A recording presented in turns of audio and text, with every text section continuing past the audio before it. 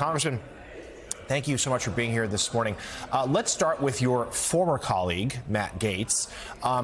Give us your impressions of him as someone there you have gotten to know, at least to a degree, in the lower chamber, whether you think he's qualified for this post, and what kind of signal does this nomination send?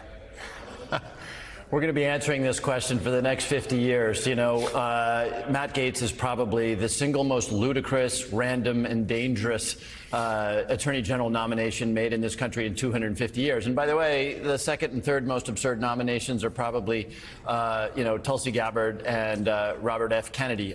This is the sort of the apotheosis of the truth doesn't matter thing that, Donald Trump has always lived for. The problem is truth does matter at the Department of Justice, in the intelligence community, and of course in the administration of our public health. People die when you get these things wrong. Now, look, like I said, we could spend the next 50 years, as I suspect Donald Trump wants us to do, pulling our hair out over Matt Gaetz. What's really interesting to me is the test that we're going to see in the coming months in the United States Senate. There's not a Republican in this building that thinks that Matt Gaetz or Tulsi Gabbard are a good idea. The question is, when the time comes to confirm them, are they going to, think about their role as a check and a balance on the president, on this president in particular? Or are they just going to say, yes, sir, Donald Trump, send us more clowns, we'll do whatever you want? I fear that the answer is the second thing. And it's going to be shocking if that is the outcome. If the United States Senate, if that's where they go, Donald Trump owns the Congress of the United States. And that's not something that I think most people wanted to sign up for.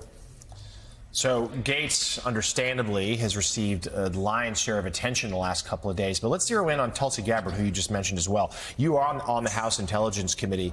Talk to us about, whether you not just, I know you believe she's not qualified, but some have said she actually poses a national security risk. Do you agree?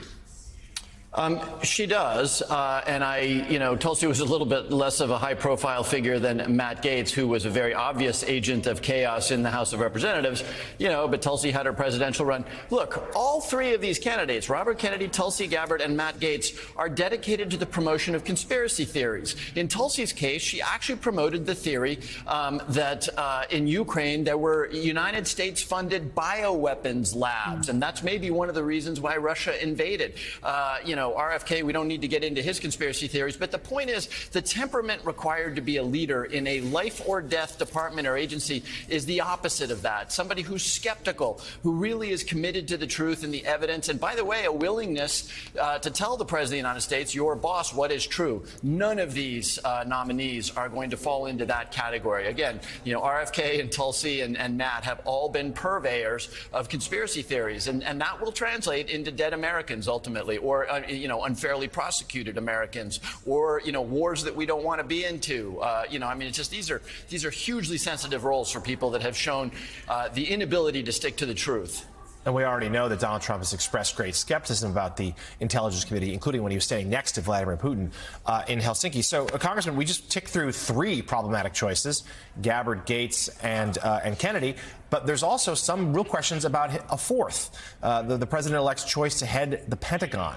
Pete Hegseth, there's this allegation, you just mentioned the Peter Alexander package, a criminal report in which he was involved in, but also just setting that aside, real questions about his qualifications to run the nation's largest bureaucracy.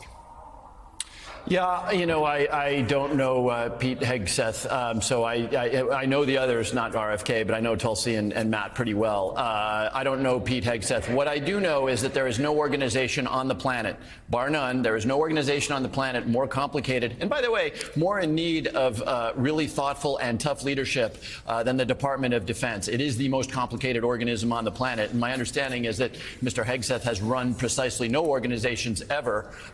Look, he's a handsome guy. He was on TV. My guess is that that's why he is the nominee. But, man, that is going to be one heck of a job for a guy who's never managed to run anything.